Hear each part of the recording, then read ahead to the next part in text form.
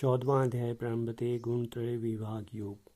श्री भगवान ने कहा, फिर भी ज्ञानों में श्रेष्ठ ज्ञान तुमको कहता हूँ, जिसको जानने से सारे मुनिजन मोक्ष रूप परम सिद्धि को प्राप्त हुए हैं।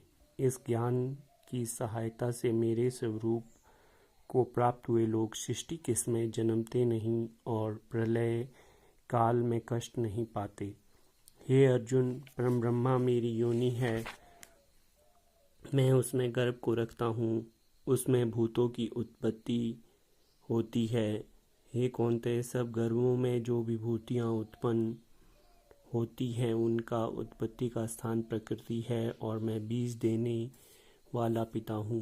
हे महाबाहु, प्रकृति में उत्पन्न सत्व, रज और तम तीनों गुण देह में रहते वाले विकार आत्मा को बांध लेते हैं। हे अनग, इनमें तत्व निर्मल होने के कारण प्रकाशक और निरूप द्रव्य जो प्राणी को सुख और ज्ञान के साथ बांधता है। हे कौन्तेय, रोगात्मक रजोगुण से तृष्णा और आसक्ति उत्पन्न होती है जो प्राणी को कर्म के साथ बांधता है। तमोगुण की उत्पत्ति अज्ञान से, यह भ्रम आलस्य निंद्रा से प्राणी को बांधता है। हे अर्जुन, सत्व सुख उत्पन्न करता है, रज कर्म पैदा करता है और तम ज्ञानों को ढक कर प्रमाद पैदा करता है।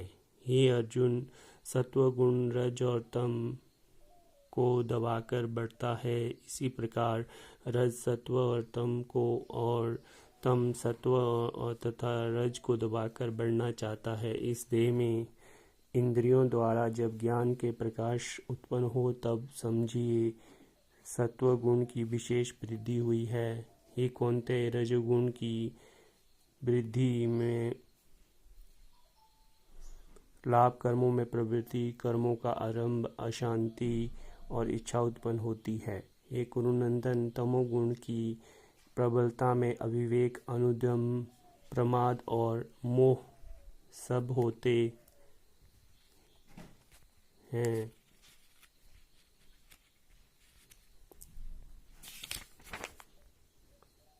जब देह को सत्व गुण के उदय में मृत्यु प्राप्त होती है तो वह ज्ञानियों के प्रकाश में लोक को पाता है। रजोगुण के उदय में मरकर कर्मों में आसक्त मनुष्यों में जन्म लेता है और तमोगुण के उदय में मरा हुआ मूढ़ योनि में जन्म पाता है। सात्विक पुण्य कर्म फल सात्विक कलंक रहित होता है। राक्षस कर्म फल दुख, तामस कर्म फल अज्ञान है। तत्व ज्ञान से उत्पन्न होता है, रस से लोभ तथा तम से प्रमाद, मोह और अज्ञान की उत्पत्ति होती है। सात्विक पुरुष को उत्तम, राजस को मध्य और अधम तामसी लोगों को नीच गति प्राप्त होती है। जो दृष्टि के गुणों से अलग अर्थात निर्गुण साक्षी आत्मा को जान लेता है वह मेरे रूप को प्राप्त होता है। जो देह शरीर में उत्पन्न होने वाले सत्व रज तम तीनों गुणों को जीत लेता है वह जन्म मृत्यु बुढ़ापा और रोग से छूटकर मुक्ति पाता है। अर्जुन ने पूछा, हे प्रभु, कैसे मालूम हो कि अमुक मनुष्य ने तीनों गुणों को पार किया है? उसका क्या बर्ताव है? किन उपायों से वह तीन गुणों को त्यागता है? हे पांडव, प्रकाश, प्रवृत्ति और मोह न होने से जो दुखी न हो, निवृत्ति होने से उनकी इच्छा न करे, उदासीन मनुष्य के समान जिसको सब दुख समान है और जो गुणों के कर्म होते हैं, यह जानकर जो निश्चित रहता है और कभी विचलित नहीं होता है, जिसको सुख और दुख, मिट्टी पत्थर और सुवर्ण और अप्रिय, निंदा और स्तुति समान है, जो धीर है, जिसने सभी बखेड़े छोड़ दिए हैं, उसे गुणातीत कहते हैं। जो अनन्य भक्ति से मुझे पूजता है वह तीनों गुणों को जीतकर ब्रह्मा भाव पाता है, क्योंकि ब्रह्मा का और विकार रहित मोक्ष का और सनातन धर्म का और अखंड सुख का भंडार मैं ही हूँ। इति श्रीमद्भगवद गीता उपनिषत्सु ब्रह्म विद्या योग शास्त्रे श्री कृष्ण अर्जुन संवादे गुण त्रय योग नाम 14वां अध्याय समाप्त। 14वें अध्याय का महात्म्य प्रारंभ। श्री नारायण जी बोले हैं, लक्ष्मी संगलदीप का राजा एक दिन शिकार खेलने को चला और भी राजा शिकार खेलने को साथ चले। संगलदीप के राजा ने दूसरे राजाओं के साथ शर्त बांधी, जिसका कुत्ता शिकार मारे सो लेवे। सब राजा उन्हें अपने अपने कुत्ते छोड़े।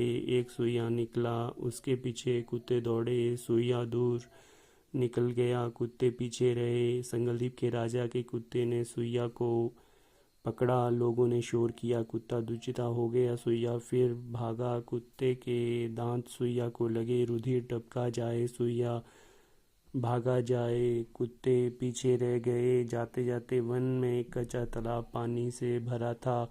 वहाँ साधु रहता था। उस तालाब में सुइया जा गिरा और स्वान भी पीछे जा गिरा। इतने में राजा भी घोड़ा दौड़कर पहुंचा तो देखा कि दोनों मरे पड़े हैं और देवदेही पाकर वैकुंठ को चलते हैं। राजा को देखकर उन्होंने कहा, राजन तू धन्य है, तेरे प्रताप से हमने देवदेही पाई है। राजा ने पूछा, यह कैसे? तब उन दोनों ने कहा, हम नहीं जानते, इस जल के छूने से हमें देवदेही मिली है। राजा ने कहा, मेरे धन्यवाद है जो तुम्हारा उद्धार हुआ। इतना सुनकर वैकुंठ को गए। राजा ने नमस्कार करके पूछा, हे संत जी, वार्ता कहो, यह कौतुक आश्चर्य क्या देखा? सुइया स्वान दोनों इस जल के स्पर्श करने से उद्धार हो गया। यह जल कैसा है? उस संत ने कहा, हे राजन, मेरा गुरु यहाँ रहता था, नित्य स्नान करके गीता के 14वें अध्याय का पाठ किया करता था। मैं भी यहाँ स्नान करके गीता का पाठ करता हूँ। राजन ने कहा, धन्य है जो आपके प्रताप से ऐसी योनियों का उद्धार हुआ। मेरे धन्य भाग हैं जो आपका दर्शन हुआ। श्री नारायण जी ने कहा, लक्ष्मी और 14वें अध्याय का महात्म्य है तुमको कहा।